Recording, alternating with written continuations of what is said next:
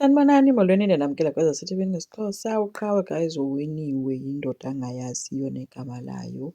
Ithe indoda ithi iyazichaza phaa ehotele, wathi uqhawe hayi inamsebenzi noba andikwazanga. Wabetha omnye khange sibe sabuzana amagama ngendlela bekumnandi ngayo yile besiyenza thina sobayi-two.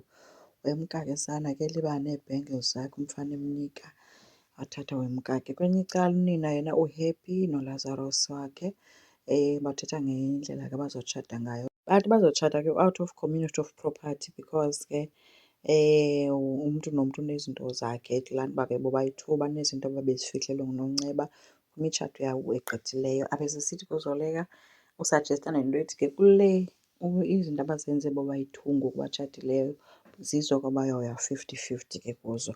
So kumnandi ke akho nto ifihlwayo. NoNonceba ke uthe ke kubo uyacela lo mtshato uke ube ngumtshato nje ozolasta, ethi ke kuLazarus otherwise wena ndizawukuveza ndiveze nezinto zakho ozifihlileyo. So kumnandi nje kwancokana no-Bhikishas akho nto itheni.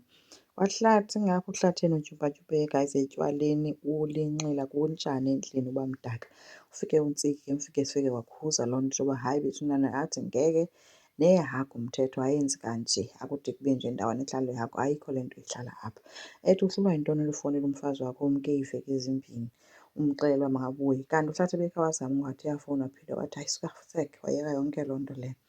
Uthi kuhlathi nonto uzifowunela mntu mna ondishiye apha wahamba yena. Uthe ke soze ke uThumeka ke ubonakele ehlala ezilalini ke guys, ugodukile ukowabo. Ibonakala kuhleli noYanga, kuYanga kuyamcenga into yoba umfunele ke isikolo and isikolo owayefunda kuso yena notatakhe noZoleka. Uthi ke sisikolo esirayithi kakhulu. UYanga nobanga kwayena ke uthi no yena ubomi bakhe buseCosmo, le into yalapha akayingeni. So umcengile ke sithi funeka ahambe ke esikolweni ekugqibeleni. At last ke guys enye into sakudala siyibuza uba siboniswa nini umzi kaThulani. Side sawuboniswa ke guys umhle ke kwaUNtsika ebencoma ke sithi uyayibona uba imali kaThulani iphelile iyadliwa phaa kulo mzi lo bekuthiwa bebenza ii-renovations kanti bebesenza le nto. So siwubona umhle nyhani ke guys umzi wakhona. Uthi ke uzoxelela ke uNtsika into yoba uNtsika uzoxelela uThandeka into yoba makakathethe noThumeka because kaloku ekugqibeleni funeka kulungiswe lo mtshato wabo. But ke uThandeka uyatsho into yoba no uThumeka uzilile guys, ubhujelwe ngumntana. Wabebuza kuNtsika uba umthetho yena ubhunjelwe yimoto. Wabesithi uyabonakala ke guys ke uThumeka ehamba emangcwabeni okwesithunzela, kuthiwa uyabona uhlele esiya engcwabeni kalikamva eyolibona, eyoliklina esenza yonke loo nto leyo.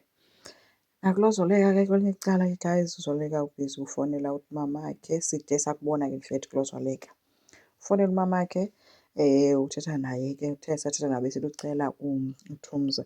uThumza khange afune ukuthetha noZoleka.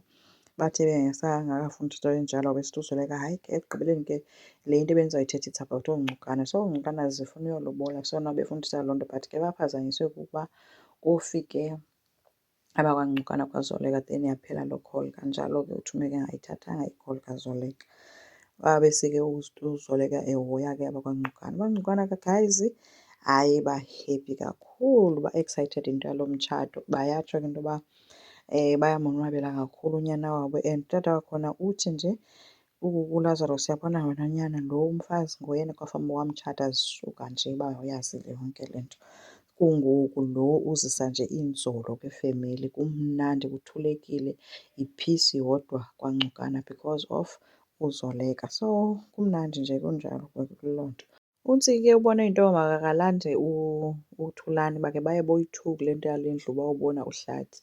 Hayi ke uhlathi khange afune nobabona ke endlini yakhe, ubagxothe oogumshologu kwakhe esithi mabamphumele. Baphumile ke guys ingathi bayalekwa ke apho because uhlathi ulapha uthi geyiti kwam.